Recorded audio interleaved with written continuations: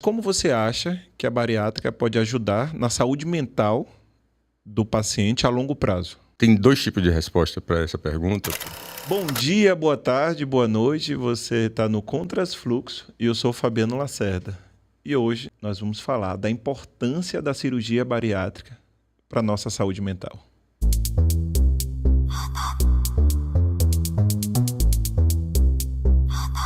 Doutor Adriano, seja bem-vindo aí ao Contras Fluxo. Nós tivemos a oportunidade de gravar um outro episódio para o BahiaCast, foi quando eu te conheci, e eu acho que faz muito sentido para mim a sua presença aqui no Contras Fluxo. Você sabe o que é Contras Fluxo?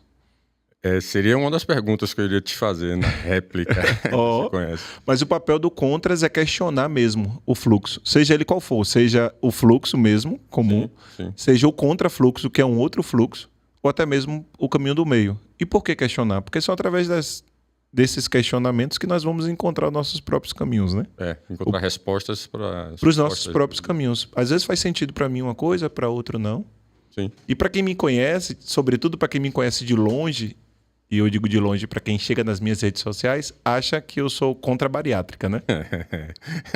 Não deveria ser e nem tem por que ser. Na verdade, você é um exemplo típico de mudança de estilo de vida como algo factível. E eu emagreci 100 quilos, sem precisar de cirurgia, sem precisar de remédio, tenho uma década aqui mantendo, e aí quem chega já pensa o seguinte, tá vendo? Não precisou de bariátrica. Quem precisa de bariátrica não tem força de vontade, tudo mais. Muito pelo contrário, eu penso o contrário disso, que a bariátrica de fato é um dos caminhos, um dos bons caminhos para isso. Eu sei que muita gente que me acompanha aqui vai fazer cara feia por conta disso, mas o senhor que está no dia a dia aí, já chega se apresentando e me fala o que o senhor pensa sobre isso, né?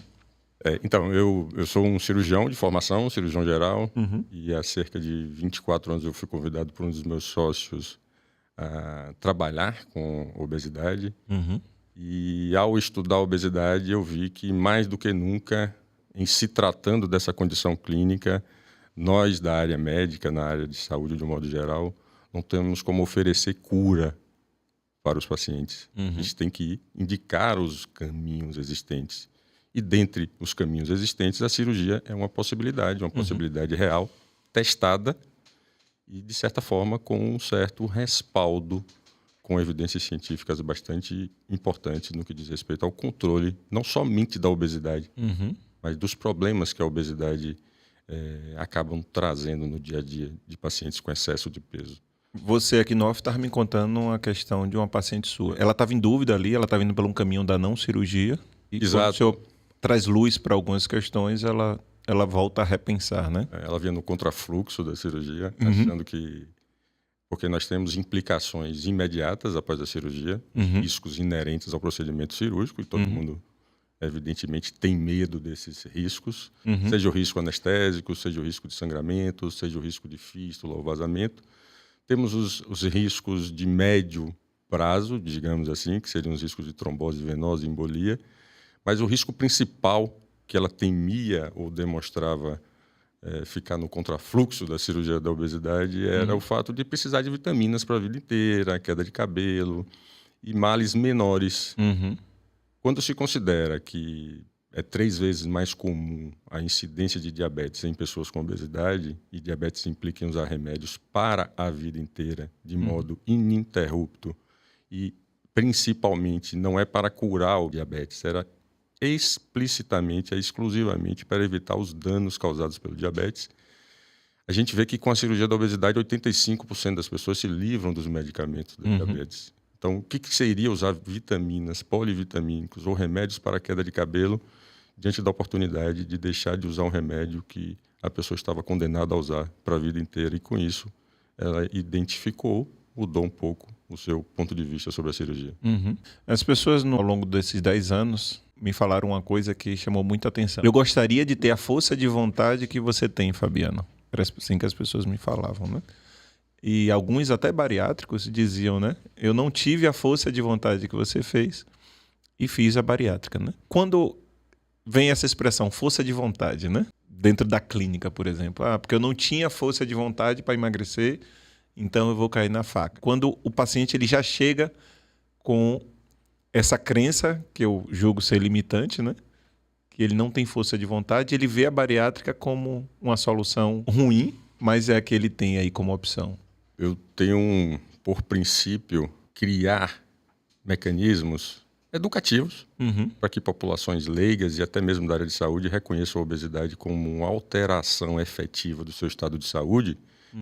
Porque quando a pessoa se reconhece portador de alguma doença ou de uma alteração do seu estado de saúde, ela tende a procurar ajuda na área médica, ou na área correspondente ao problema que ela identificou. As pessoas com obesidade, elas não encaram esse como um problema médico. Acham que é pura e simplesmente, não só elas, mas quem está de fora, como um problema de escolha, como um problema de falta de personalidade e até mesmo falta de coragem para assumir mudanças de estilo de vida, como você fez e foi eficiente, e tem sido eficiente há mais de 10 anos. Mas é um ponto fora da curva, né? Exato. Muitas coisas contribuíram. Exato. Não só a minha vontade. Exato. Os meus privilégios, as pessoas que estavam ao meu redor, muitas coisas contribuíram para isso, né? Talvez você tenha tido força de vontade para se privar. Sim. Porque você passa por privações, né? Salvo engano, você admitiu ter o que 30% dos pacientes com obesidade têm, transtorno alimentar. E quando se tem transtorno alimentar é mais difícil ainda, é mais difícil de ter autocontrole para vencer esse transtorno alimentar sem o devido apoio multidisciplinar. Sim. Então, os pacientes com obesidade, quando devotam o fato de escolher, de eleger a cirurgia como uma fraqueza, muito pelo contrário, devem encarar como uma fortaleza. Indivíduos que encaram a cirurgia como um mecanismo, como uma ferramenta para fazer o tratamento da obesidade são mais fortes do que possam imaginar. Não é tão simples assim, não se trata apenas de força de vontade. É preciso consistência depois que faz a cirurgia, porque está prevista a recidiva da obesidade em 10% daqueles que operam. E em 30% as pessoas podem chegar a um peso mais próximo do ideal. Aliás, isso é preciso ser martelado muito bem entre os pacientes que procuram tratamento da obesidade. Não é sobre peso ideal que a gente está falando.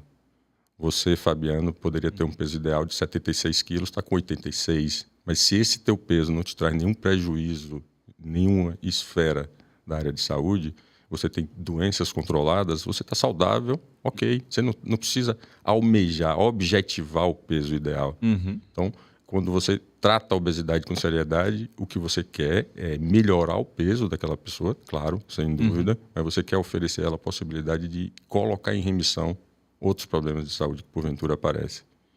Então, força de vontade está envolvido, sim, mas não é a ferramenta principal para que você escolha, que você opte pelo tratamento. Ok. E nem tudo são flores na cirurgia bariátrica aí, né? Assim como nem tudo são flores em outras áreas também, né? O que é que o senhor diria que é mais desafiador? Eu acho que, para mim, um dos pontos principais é o aspecto psicológico de ter falhado por diversas vezes em outros métodos. Ninguém busca alternativa da cirurgia sem ter tentado outras ferramentas. Ao escolher a cirurgia porque alguém se deu bem, um parente, um vizinho, um conhecido, as pessoas devotam à cirurgia um aspecto meio que milagroso. Uma cirurgia efetivamente vai me fazer vencer dessa vez. E esse tipo de ansiedade faz com que os pacientes, muitas vezes, sobretudo quando a fonte pagadora da cirurgia é o próprio bolso do paciente, que a cirurgia ocorra amanhã, como se eles tivessem uma situação aguda, como se eles não vivessem um processo crônico, um processo de anos, de vários anos, com várias tentativas de tratamento. Eles que, eu falo isso, planos de saúde também acontece isso, as pessoas que têm plano de saúde e convênio, elas querem que a cirurgia aconteça no tempo delas, sem passar pelo processo de entendimento de mastigação com fonoaudiólogo, de aspectos diagnósticos psicológicos com os psicólogos e às vezes com os psiquiatras, caso tenham transtornos alimentares, sem entendimento do passo a passo do que será a readaptação alimentar. E esses pacientes querem colocar o carro à frente dos bois por conta desse tipo de ansiedade em torno de ter escolhido fazer a cirurgia, de certa forma vencido o medo de morrer ou de complicar com a cirurgia, e isso acaba atrapalhando. No meu ponto de vista, é um dos principais dificultadores, porque operar exige um processo pedagógico de aprendizagem de cada papel, de cada profissional e de si mesmo no tratamento. Se o paciente não enxergar que ele é peça fundamental, que ele tem um percentual de responsabilidade, digamos assim, ele vai fazer a cirurgia e vai falhar mais uma vez. E como fazer isso se não se autoconhecendo? Exato. É complicado, é complexo. Porque na maioria das vezes os pacientes têm algum... E aí o papel analítico do psicólogo é que deve tentar fazer esse levantamento de histórias pregressas de vida dele que possam influenciar nessa dificuldade do autoconhecimento. Eu sei que isso já está batido, né? A importância do papel do psicólogo no processo da bariátrica, no processo de emagrecimento, seja ele qual for, o papel fundamental. Mas na prática eu vejo totalmente diferente, né? As pessoas parecem que fogem de cuidar sobre isso, né? Talvez tenham medo de se autoconhecer, talvez tenham medo de identificar mais uma ferida que esteja ali, né, escondida pela obesidade. Converso muito com os psicólogos lá da clínica, e um deles em especial, ele usa muito o que Viktor Frankl gostaria que todas as pessoas fizessem, né? Encontrassem um sentido efetivo de vida. Logoterapia ali, não é isso? É. Tentar fazer com que as pessoas identifiquem que o alimento é uma necessidade fisiológica, coisas que nós, do ponto de vista cultural, não somos treinados a encontrar no dia a dia. Quem nunca na infância foi estimulado a comer tudo sem estar com fome para ter direito à sobremesa? Quem nunca foi punido por não ter comido tudo quando era o horário do almoço? Então, assim, a gente é treinado para conviver com o alimento como um aspecto de prosperidade. Afinal de contas, todas as tecnologias, todo o arcabouço socioeconômico criado foi para que a gente não tivesse privação alimentar. Sim. A gente vive em risco alimentar, a gente em off estava conversando sobre isso também, mas no fundo nós temos toda a tecnologia, todo o potencial de alimentar todas as pessoas no mundo de maneira igualitária. Sim. Então hoje o que a gente precisa efetivamente, no meu entendimento, é treinamento de como se privar dos erros alimentares. O que é saudável, quando eu devo comer, de que maneira eu devo comer. E se nós temos tantos especialistas na área de nutrição e na área de psicologia, por que não devoltar crédito a essas pessoas e sair da postura de questionamento? Os pacientes precisam ser treinados sobre isso antes da cirurgia. Vira-se também um trabalho de política pública aí, né? Exato. Temos um público de 54% de pessoas com sobrepeso e 20% de pessoas com obesidade propriamente dita. Isso deve ser enxergado para que as políticas públicas façam tentativas de reeducar as pessoas em relação aos alimentos. E você também falou em off, mais uma vez, sempre é bom conversar com você em off, de pessoas que não têm escolha do que comer. Ou vão comer biscoito, ou vão comer biscoito. Não tem a opção de comer outras coisas. Então, fazer com que as pessoas de baixa renda tenham acesso a alimentos que não sejam tão ricos em calorias é um desafio de natureza de política pública. É desafiador. Como você acha que a bariátrica pode ajudar na saúde mental do paciente a longo prazo? Tem dois tipos de resposta para essa pergunta, porque 80% do público que faz a cirurgia é feminino. 80%? 80%. Entre 70% e 80% do público é feminino e 20%, 30% é masculino. Porque as mulheres realmente têm mais obesidade, os homens têm mais sobrepeso, e porque as mulheres, de certa forma, têm mais preocupação, e aí vem o mistério da escolha, com a autoestima e com a liberdade para escolher produtos de consumo, tipo roupa, calçados e etc. Eu acho que esse é o principal viés das escolhas quando se pensa no público feminino que faz a cirurgia. Já o homem, quando procura a cirurgia, é porque efetivamente o diabetes ronda a porta da casa, a hipertensão, são preocupações com aspectos mais clínicos mesmo, efetivamente. Então, do ponto de vista psicológico, né? Você me perguntou, eu acho que a autoestima é fundamental na escolha da cirurgia, sobretudo para as mulheres. Então, a melhora da imagem corporal para elas é peça fundamental, não só para escolher a cirurgia, mas para manter sob controle o problema da obesidade após a cirurgia. E isso, de certa forma, faz com que o humor delas acabe melhorando. Aqui no Contras tem um quadro muito interessante onde o convidado ele faz uma pergunta ou deixa uma reflexão para as pessoas que estão nos assistindo e nos ouvindo. Que desafio. É desafiador.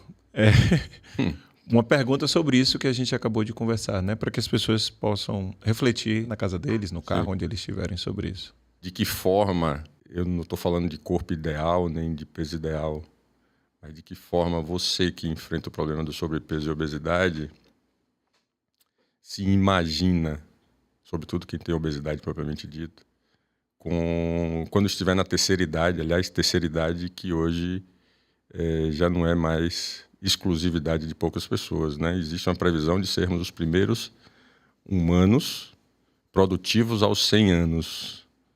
Mas para você que padece da condição obesidade, como é que você se enxerga aos 80 anos, aos 88 anos? Com que tipo de autonomia, com que tipo de mobilidade?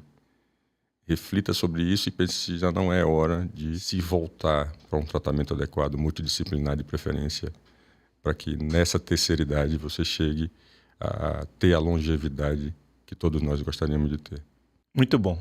Então, você que está nos assistindo até aqui, eu vou pedir para você curtir de fato, apertar o botãozinho, comente, né? Quiser responder nos comentários, vai ser muito importante para a gente, porque essa interação vai fazer com que o algoritmo entregue aí para outras pessoas esse conteúdo.